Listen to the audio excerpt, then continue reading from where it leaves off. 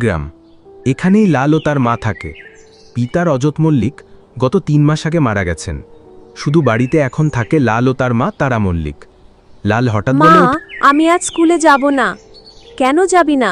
আজ তো তোর স্কুলে প্রজেক্ট জমা দেওয়া আছে।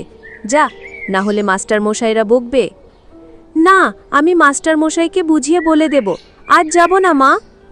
চল দুষ্টু ছেলে, আজ যেতেই হবে। স্নান কর আর তাড়াতাড়ি স্কুল যা বলছি। ঠিক আছে, নাও, আমি চললাম বাথরুমে স্নান করতে। সে বাথরুমে ঢুকে গেল।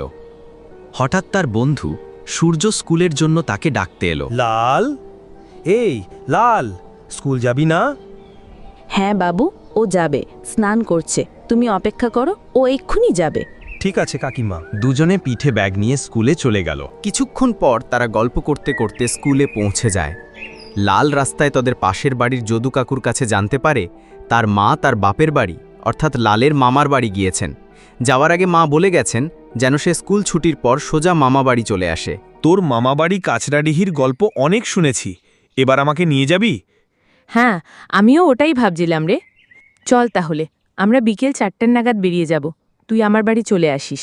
বিকেল 4টের সময় সূর্য লালের বাড়ি এসে হাজির হয়। তারপর তারা রওনা দিল মামা বাড়ি। সোজা সপ্তগ্রাম রেল স্টেশনে চলে আসে। তারপর কাঁচরাডিহি যাওয়ার জন্য টিকিট কেটে দুজনে প্ল্যাটফর্ম নম্বর 3-এ অপেক্ষা করে ও নিজেদের মধ্যে গল্প করতে থাকে। সূর্য হঠাৎ বলে ওঠে, তোর মামাবাড়ি কাছড়াডিহি কিভাবে যাব রে? আমরা প্রথমে এখান থেকে কলকাতা যাব ট্রেনে করে, তারপর সেখান থেকে রিক্সা করে চলে যাব কাছড়াডিহি গ্রাম। তবে কি থামলি কেন, বল। আমি মায়ের মুখে শুনেছি যে গ্রাম ঢোকার রাস্তাটা একেবারেই ভালো নয়। তুই কি আবার ভূতে ঠুতে বিশ্বাস করিস নাকি? ঠিক আছে, তবে চল যাওয়া যাক তাহলে। ঠিক আছে, চল তাহলে। তারপর তারা দুজনে ট্রেনে চেপে বসে এবং নিজেদের মধ্যে গল্প করতে থাকে। অনেক শুনেছি তোর মামাবাড়ির গল্প, এবার দেখব, অনেক মজা হবে, বল। এভাবে ট্রেনের মধ্যে তাদের 2 ঘন্টা কেটে গেল।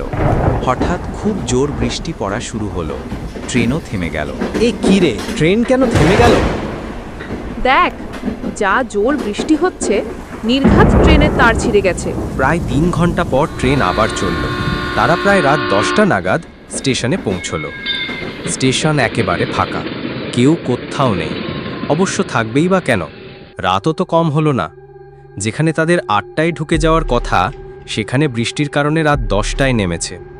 এমন সময় সূর্য বলে ওঠে, যা বৃষ্টি হলো, সময়ের আর দোষ দিয়ে কি হবে বল। কথাটা ঠিকই বলেছিস। চল এবার একটা রিক্সার খোঁজ করি।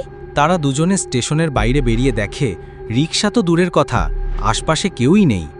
রাত তখন 10টা, তার ওপর টানা ভারী বৃষ্টি।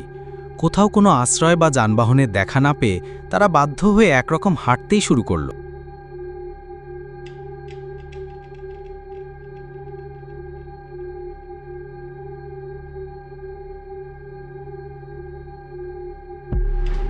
পাটা খুব ব্যথা করছে রে, এতক্ষণ ট্রেনে বসেছিলাম, তারপর আবার এই হাঁটা।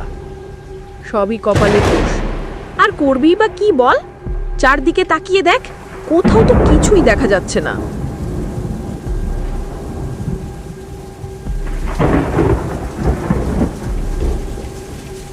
হাঁটতে হাঁটতে তারা দুজনে হঠাৎ দূরে একটা টিমটেমে আলো দেখতে পেল। ভালো করে চোখ মেলতেই বুঝতে পারল একটা ছোট্ট চায়ের দোকান। বৃষ্টি ভেজা রাস্তার ধারে দাঁড়িয়ে আছে কাঠের তৈরি ছাউনি দেওয়া সেই দোকানটা। তারা একে অপরের দিকে তাকিয়ে কিছু না বলেই সেদিকেই এগিয়ে গেল।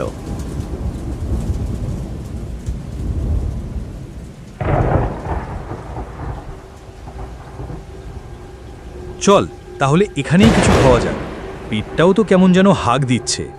তা ঠিক বলেছিস, গাটাও কাঁপছে ঠান্ডায়।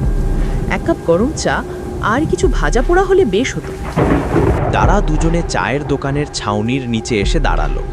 বৃষ্টিতে ভিজে কাপড় শরীরে লেপ্টে গেছে, কাঁপুনি দিচ্ছে ঠান্ডায়। দোকানের ভিতর থেকে চায়ের গন্ধ আসছে, ধোঁয়ার কুণ্ডলি বাতাসে ভেসে বেড়াচ্ছে। দাদা, 2টো গরম চা দিন তো, আর কিছু ভাজা থাকলে সেটাও দিন।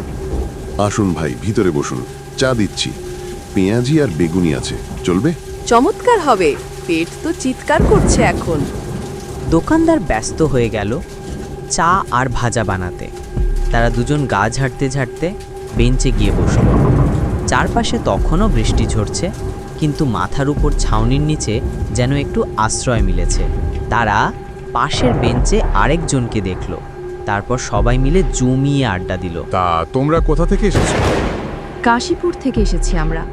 লোকটা তাদের দিকে তাকিয়ে দেখল ও বলল, এই সময় তোমাদের একা একা ভয় করছে বা? ভয় পাবো কেন? ভূতটুত বলে কিছু আসলেই তো নেই।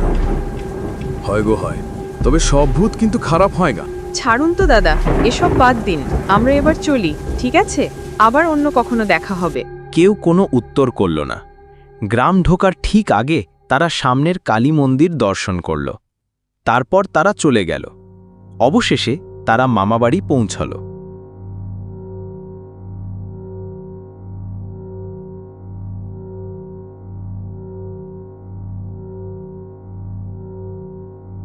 আমি দুবার স্টেশনে তোদের খোঁজে গিয়েছিলাম, কোথায় ছিলি তোরা? আমরা সেই গ্রামের শ্মশানের পাশে সেই চা দোকানটা ছিল না মামন, ওখানেই বসে চা আর পেঁয়াজি খাচ্ছিলাম। কোথায়?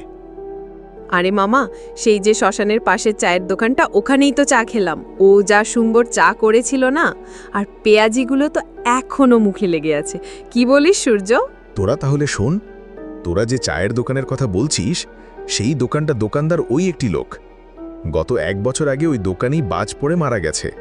তাহলে তোরা চার পেঁয়াজি কোথায় খেলি? ভয়ে দুই বন্ধুর মুখ চুপ হয়ে গেল। তবে এখনও নাকি শোনা যায় যে রাতে সেখানে একজন দোকানদার ও একটি লোক সেখানে চা বিক্রি করেন। তাহলে কি